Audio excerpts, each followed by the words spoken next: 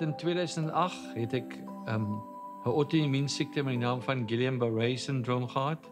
Dis 'n 1 in 'n 2 miljoen, 3 miljoen mense wat dit kry. En binne 48 uur het ek al my mobiliteit verloor, kon ek niks vir myself doen nie. En hier was my steunpilaar. Hy het my rondgedra soos 'n babietjie.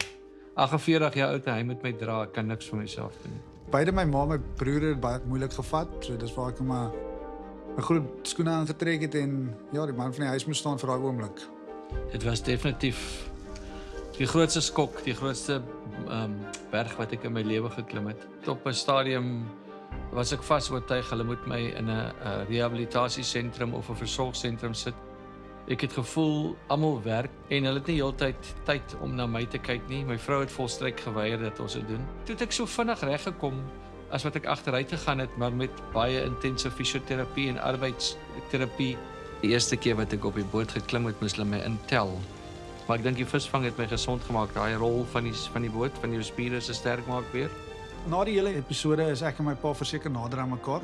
Ons het 'n vriendskap ontwikkel wat ons tot vandag toe ongelooflik baie prys en geniet. En ja, ons is pa en seun, maar dit voel soos twee vriende wat langs mekaar sit.